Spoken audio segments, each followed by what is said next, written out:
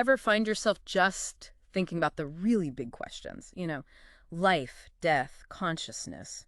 What's it all really about? It's fundamental, isn't it? And that's exactly where we're going today. Yeah, today we're doing a deep dive into this really fascinating idea, something that might just change how you look at, well, everything. We're drawing heavily from the book Unveiling the Afterlife, which is out now, and also looking ahead to its successor, Unveiling the Truth. And both of them really dig into this concept called the veil. The veil. So our mission here is to unpack that. What is this veil? Why might it even exist? And how does it connect to those incredible reports, those near-death experiences, or NDEs? Exactly. Especially the part where people having NDEs talk about instantly knowing, well, everything. Universal knowledge. It's a recurring theme, and it's incredibly compelling. These accounts consistently suggest consciousness carries on after physical death. And that feeling of suddenly accessing total wisdom, it's mind-blowing. True. So let's talk about that universal knowledge. It sounds like more than just, having the internet beamed into your head, right? Oh, much more. It's described as complete omniscience, a total understanding of everything past, present, future, all at once. Wow. People report that during these NDEs, the usual limits of awareness just dissolve. They feel connected to this foundational consciousness. That's remembering something you always knew. Exactly like that. It's not learning, it's remembering.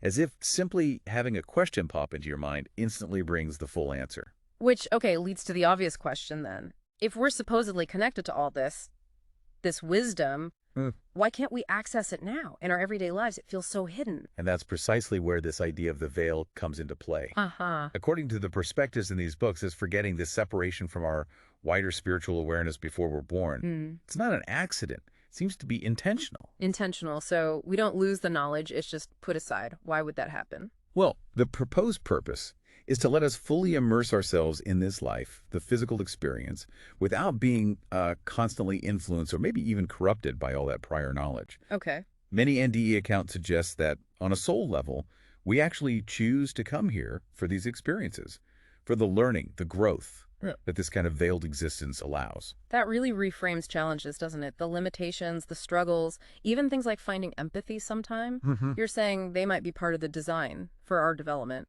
That's the idea presented. This veil, it seems, serves some really key functions. Like what? Well, first, genuine free will. If you knew everything, every consequence, every connection, would your choices truly be free? Or just predetermined reactions? Good point. It takes the weight out of the choice, maybe. Right. And second, think about empathy. If we felt everyone's everything all the time, it seems to be intentional. Intentional, so we don't lose the knowledge, it's just put aside. Why would that happen? Well, the proposed purpose is to let us fully immerse ourselves in this life, the physical experience, without being constantly influenced or maybe even corrupted by all that prior knowledge. Okay. Many NDE accounts suggest that on a soul level, we actually choose to come here for these experiences, for the learning, the growth that this kind of veiled existence allows. That really reframes challenges, doesn't it? The limitations, the struggles, even things like finding empathy sometime. You're saying they might be part of the design for our development. That's the idea presented. This veil, it seems, serves some really key functions. Like what? Well, first, genuine free will. If you knew everything, every consequence, every connection, would your choices truly be free? Or just predetermined reactions? Good point. It takes the weight out of the choice, maybe. Right. And second, think about empathy. If we felt everyone's everything all the time, could we even function? Would empathy be a conscious act or just overwhelm? So the veil creates space for us to choose to connect, to understand. Exactly. It requires effort. You have to actively work at understanding, at love, at connection. It's not just automatic. And that effort is part of the learning process. Presumably, yes.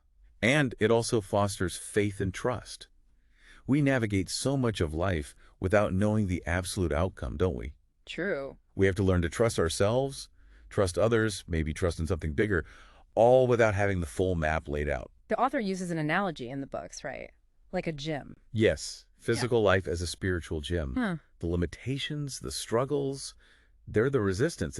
They create the conditions for growth that might not happen otherwise in a state of, constant unity and knowing. There's that quote, the veil isn't a barrier, but a sophisticated spiritual development mechanism. That's the one. It really captures it. So pulling this together, the veil is like Spiritual resistance training. That's a great way to put it.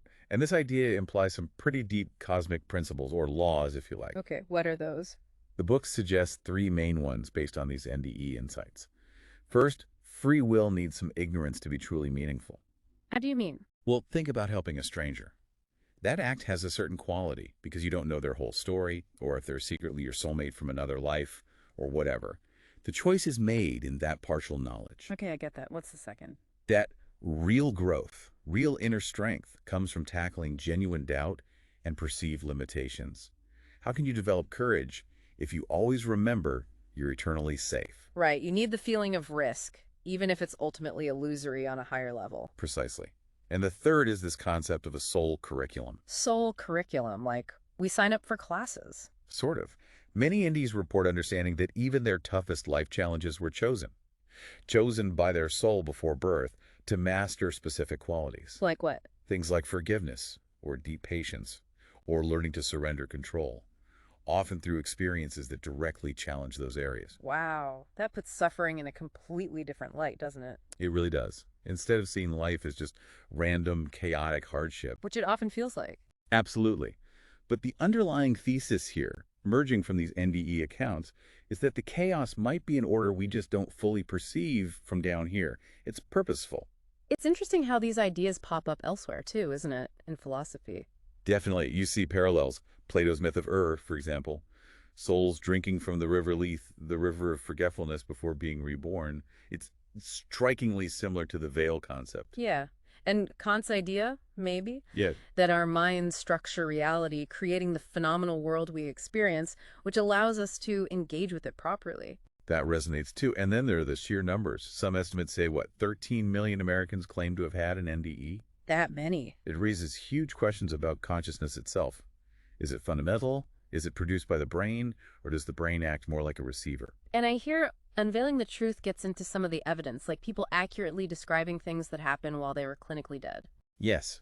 It apparently reviews studies on that veridical perception during NDEs, things they couldn't possibly have seen or heard through normal senses. That's definitely something worth exploring more later. For sure. So ultimately, this perspective frames the veil quite differently. Not as a limitation or a punishment, but maybe as a form of profound love, a mechanism designed to allow for the deepest possible growth, the most authentic experience, and the chance for our souls to evolve in ways that might only be possible with this temporary forgetting. That's a powerful reframe. So if you, listening, are intrigued by this and want to go deeper, then Unveiling the Afterlife is the place to start. It's available now. And keep an eye out for Unveiling the Truth, which sounds like it will build on this even further, looking at proof and implications. Absolutely. And maybe just leave you with this thought to ponder. If on some level you chose the challenges you're facing right now, this curriculum, how might that shift how you approach them today?